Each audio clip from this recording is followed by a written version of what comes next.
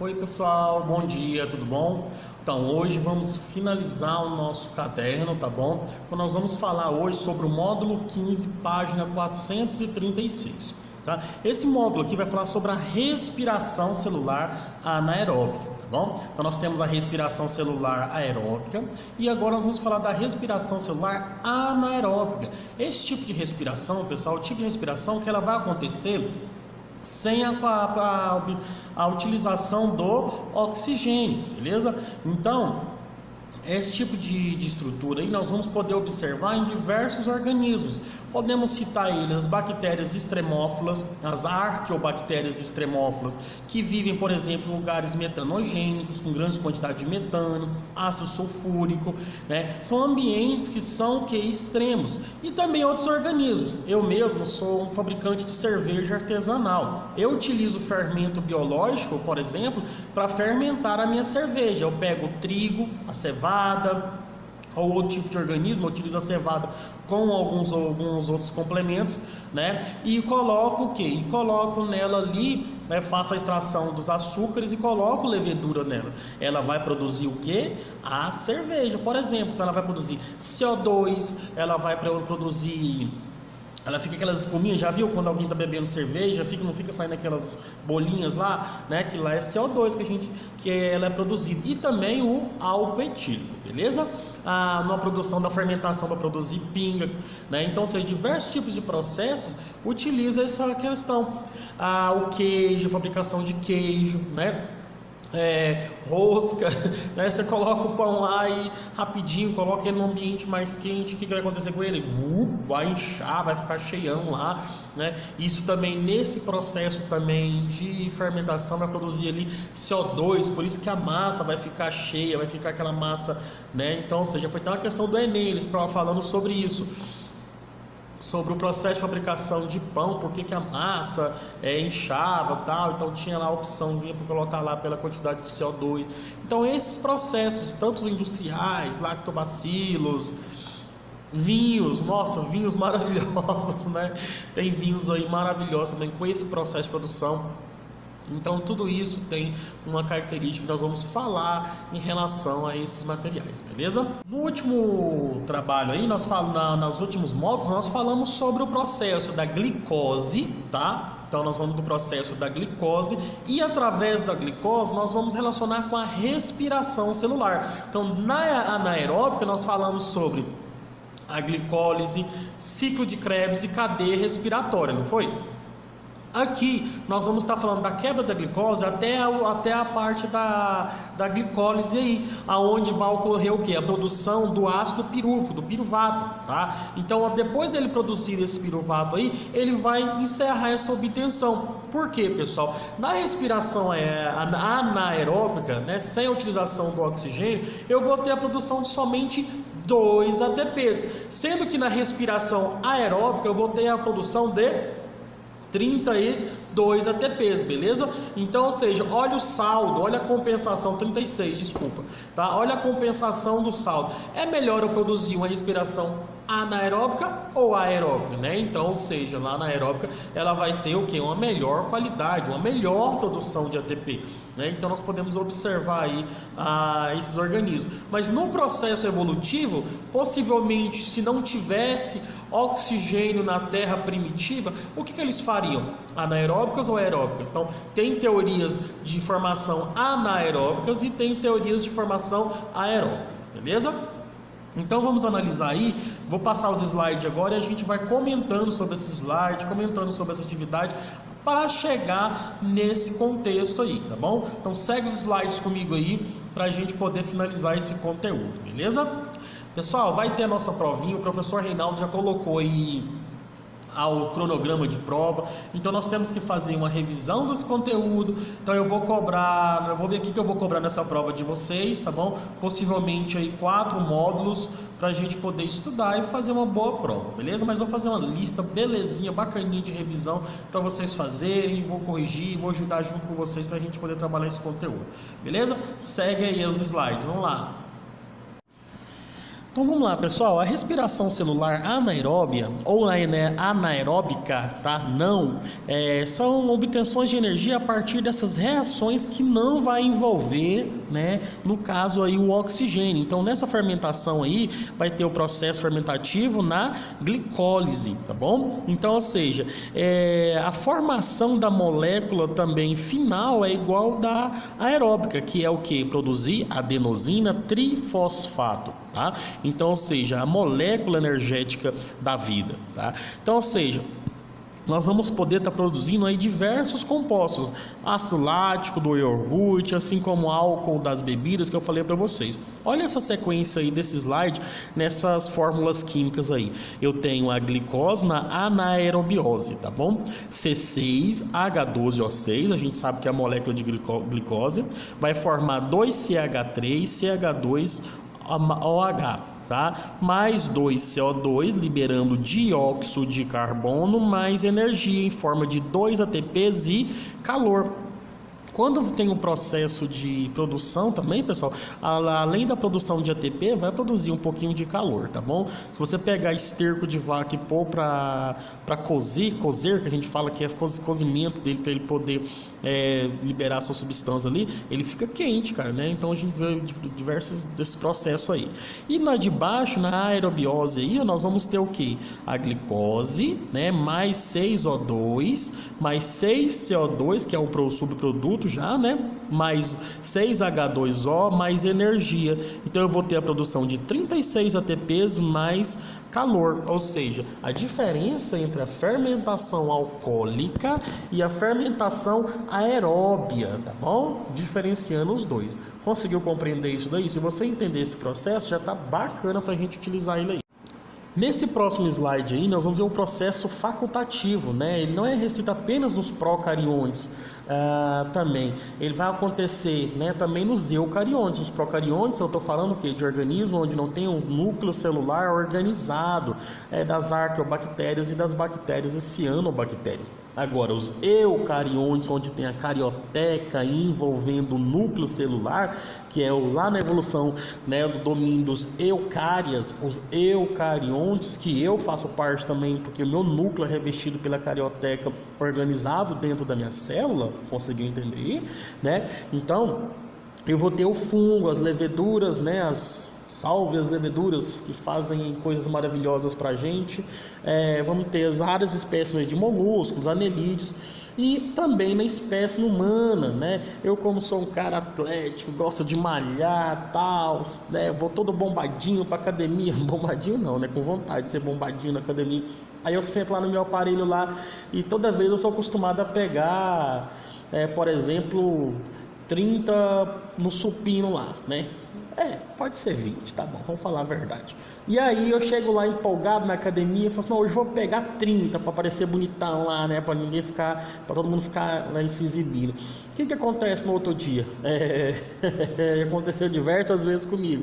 Você tá morto, dolorido, todo arrebentado. Isso também é uma produção de um ácido lático, né? Que vai ocorrer aí pela sua musculatura, porque o seu músculo vai faltar, no caso para ele aí, a produção de a obtenção do oxigênio para produzir aí, no caso, a respiração aeróbica na mitocôndria. Não tem, filho, ele vai produzir ácido lático, vai fazer um processo fermentativo e no outro dia, aí você já desiste, aquele negócio, aquela preguicinha aí, beleza?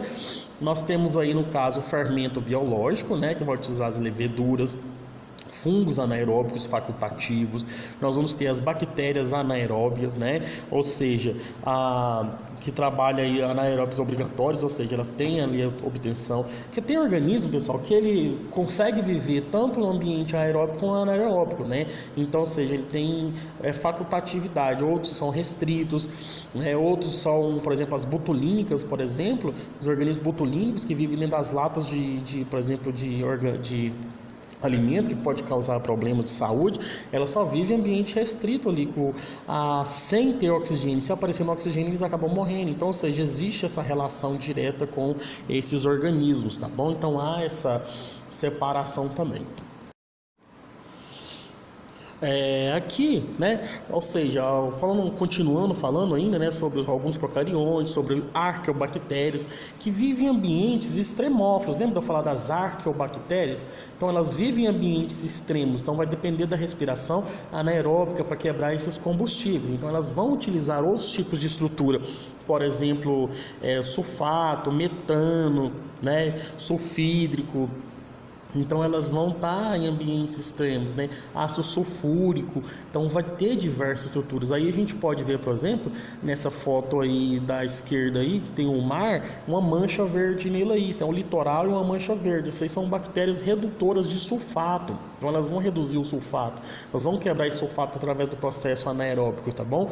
Essa do meio aí, nós estamos vendo aí o processo de tratamento do esgoto. Então, na estação de tratamento de esgoto, eu já fui na de Goiânia fazer uma visita técnica lá. Eles utilizam bactérias anaeróbicas primeiro, então faz toda a aeração, porque as bactérias vão comer essa matéria orgânica, elas vão aproveitar a glicose dessa matéria orgânica e vai quebrar. Então ela quebra a matéria orgânica, resultado, sobra uma massa preta de fezes, que na verdade ela já comeu as fezes, é só uma massa de restos lá. Depois ele pega aquele resto daquela massa, daquela lama fedida, nojenta lá, onde eles colocou muito oxigênio, eles levam para outro lugar onde tem bactérias anaeróbicas, que vai consumir o resto de tudo que tem. Então elas comem tudo que sobrou ali através de um processo anaeróbico, sem a utilização do oxigênio. Depois sobra só uma terra, pessoal, uma terra preta que eles podem fazer tijolos, para jogar no aterro sanitário, não é para fazer casa não. E também eles pegam para jogar em plantações de eucalipto também, para adubo, esses negócios, uma adubação só de matéria inorgânica, beleza? Aí nós estamos vendo as vaquinhas, que dentro do estômago, do trato digestivo dela, tem as metanogênicas, né, bactérias que vão fazer aí o processo dos metanos, de produção de metano.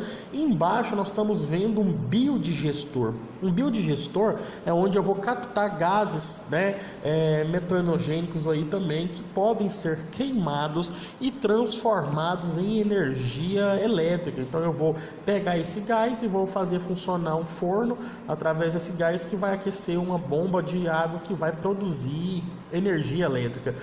É um processador, um biodigestor desse aí, pessoal, vai custar uns 60 mil reais para uma fazenda inteira, né? Dependendo do fazendeiro, compensa, não compensa, é legal, seria interessante. Eu vi um velhinho lá no Nordeste que fez um bujão de gás para casa dele com um biodigestor, com o resto de fezes animais. Ficou legal, cara. Ele consegue cozinhar comida, não sei como é que é o cheiro, se é, né? Mas é um processo interessante, tá? Teve uns alunos também que ganhou um prêmio, que fez um biodigestor caseiro para pessoas pobres também. Alunos de uma escola aí ganharam um prêmio internacional. Os caras foi, né? Vamos fazer um para nós aí, para ver se nós ganhamos um prêmiozinho aí, né? Estão precisando, né, pessoal? Pelo menos dá para a gente viajar, né, para São Paulo, para fora do país aí, para ser premiado. Então, ou seja, é o processo metanogênico. Bacana? Aqui a fermentação e a respiração celular, né, começa, né, da mesma maneira na glicose, ou seja, tanto na respiração celular aeróbica como na fermentação, ela vai ter o mesmo princípio inicial, tá? Só que na fermentação, esse piruvato produzido na glicólise, tá, ele não continua através da oxidação do ciclo de Krebs, né, e nem na cadeia respiratória, então ele vai neutralizar ali, beleza? Então eu vou ter a glicose, auxílio de 2 ATPs para formar lá o NADH+, tá bom? Vou formar o ácido pirúvico, tá? 2 moléculas de ácido pirúvico, tá, pessoal? Cada um de um lado e do outro, porque eu vou quebrar no processo da glicólise, tá bom? Então eu vou formar o que? Etanol mais CO2, ácido pirúvico, etanol mais CO2, através da ação de leveduras, tá bom?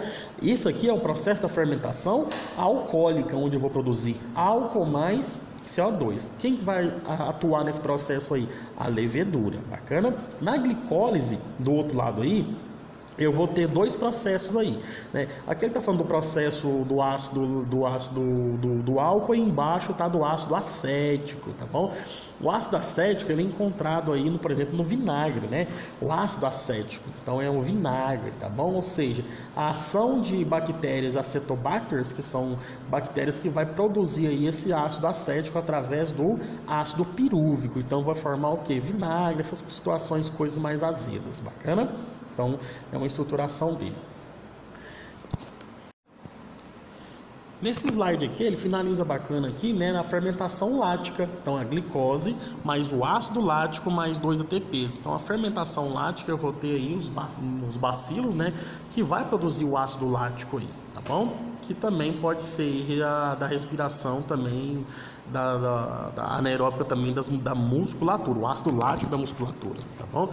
Ou o ácido lático aí também que vai produzir aí os queijos e iogurte também, tá bom? Dependendo da estrutura, um usa leveduras e o outro não, a bactéria e o outro não. Fermentação alcoólica, que eu vou utilizar a levedura para quebrar esse ácido pirúvico para formar o álcool etílico CO2 mais 2 ATPs. A fermentação acética, né, que eu vou utilizar aí as acetobacters para produzir CO2 mais 2 ATPs. E a respiração normal, que é das células respiratórias, que vai ter o que? Glicose mais oxigênio, que vai produzir o que? CO2 mais água e mais 36 ou 38 ATPs. Beleza? Conseguiu enxergar o processamento dessas informações, pessoal? Você tem que conseguir enxergar toda a cadeia respiratória, tanto aeróbica quanto anaeróbica. Beleza? Então vamos fazer exercício, vamos estudar sobre isso aí e vamos revisar para a gente ser um aluno completo, tá? Passar direto aí, já fazer o Enem esse ano, já conseguir ter já uma informação bacana, já ter experiência. Eu falo para vocês, façam o Enem, pessoal.